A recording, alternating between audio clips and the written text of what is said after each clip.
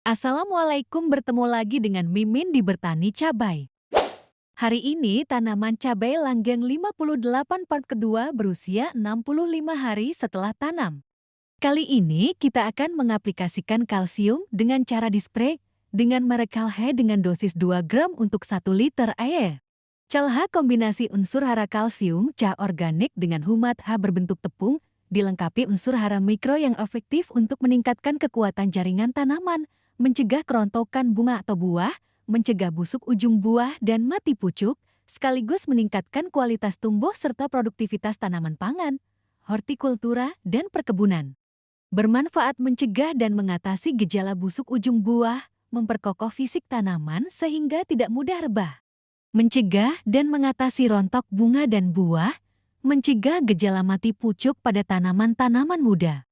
Memperlebat bulu-bulu akar sehingga penyerapan pupuk lebih maksimal, memperbaiki penampilan buah dan ketahanan dalam penyimpanan. Mengurangi dan menghambat pertumbuhan jamur-jamur patogen.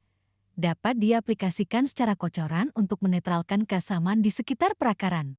Calha mengandung kalsium oksida Ca 37,0%, kalsium karbonat Kako 354,0%, asam humat humic acid 7,0%, hara mikro 0,68%. Kemudian larutan dikocok hingga merata, hingga siap untuk melakukan penyepraian. Spray ke seluruh bagian tanaman hingga merata.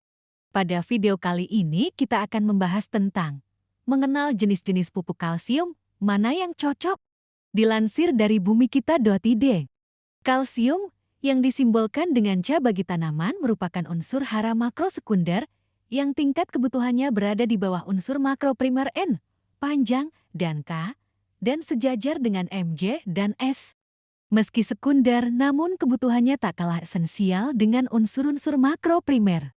Kalsium digolongkan ke dalam unsur makro karena dibutuhkan dalam jumlah yang cukup besar. Sedangkan digolongkan sekunder karena pemberian unsur kalsium ini tidak selalu wajib, melainkan perlu diberikan dalam situasi dan kondisi tertentu. Mengapa demikian? Karena pada tanah-tanah yang belum terlalu intensif ditanami, seperti kebun baru kandungan kalsium dalam tanah masih cukup memadai. Namun pada lahan-lahan pertanian yang intensif bertahun-tahun selalu ditanami, ketersediaan kalsium dalam tanah makin menipis sehingga perlu adanya penambahan melalui pupuk kalsium. Bahkan status kalsium itu bisa naik kasta.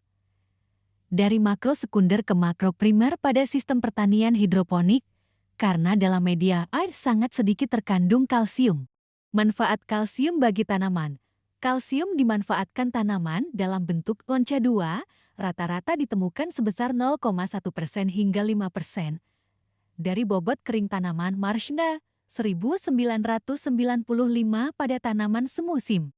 Sedangkan pada tumbuhan menahun dan berkayu jumlahnya lebih dari itu, peran utama kalsium pada tanaman secara umum adalah: pertama, sebagai unsur hara pembangun peran struktural, kalsium bersama unsur karbon dalam tubuh tanaman membentuk ikatan yang berupa dinding-dinding sel yang membungkus protoplasma, yaitu suatu cairan sangat pekat berisi berbagai macam zat-zat atau senyawa organik yang memerankan fungsinya masing-masing seperti ion-ion, asam amino, monosakarida, polisakarida, air, asam nukleat, protein, lipida atau lemak, enzim, klorofil khususnya pada sel-sel daun, dan masih banyak lagi lainnya. Bisa dibayangkan sebutir sel itu seperti sebutir telur ayam. Peran kalsium sebagai unsur pembangun inilah yang membuat batang tanaman bisa berdiri tegak, daun-daunnya tidak lembek, dan bunga buah menempel pada tangkainya. Kedua, sebagai unsur pengangkut peran fungsional. Dalam tubuh tanaman, ion-ion kalsium sebenarnya tidak dapat bergerak, istilahnya immobile. Namun ketika bersenyawa dengan nitrat, fosfat, dan klorida, maka kalsium ini akan menjadi reaktif dan bergerak mengangkut anion-anion tersebut ke bagian-bagian yang membutuhkan termasuk ujung akar, tunas, cabang, bunga, dan buah. Jadi bisa dibayangkan kalsium seperti abang ojek yang mangkal ketika tak ada penumpang dan baru berjalan jika ada penumpang.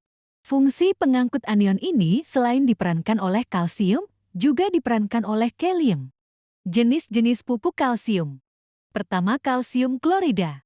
Kalsium klorida merupakan bentuk kalsium kristalin larut air, dibuat melalui reaksi kimia antara alkali kalsium karbonat atau kalsium oksida dengan asam klorida (HCl). Pada umumnya berbentuk kepingan flake berwarna putih, dan ada pula yang berbentuk granul, sangat mudah dan cepat larut dalam air. Dengan tingkat kelarutan 494 gram per liter air pada suhu 25 derajat Celcius.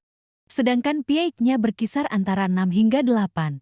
Sama halnya dengan jenis kalsium larut air lainnya, kalsium nitrat maupun kalsium klorida juga bersifat higroskopis. Kalsium klorida teknis terdiri dari anhidrat dan beberapa hidrat yaitu heksahidrat 8H2O, tetrahidrat 4H2O, dan dihidrat 2H2O. Semakin tinggi angka hidrasinya, maka semakin rendah sifat higroskopisnya.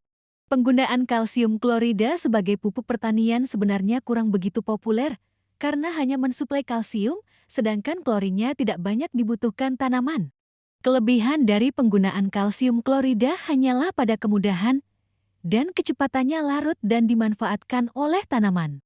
Alih-alih menggunakan kalsium klorida, petani lebih memilih menggunakan CN atau KEN untuk pupuk tanaman karena ada kandungan unsur nitrogennya. Kekurangan dari penggunaan kalsium klorida sama halnya dengan kekurangan yang ada pada kedua kalsium kristal tersebut.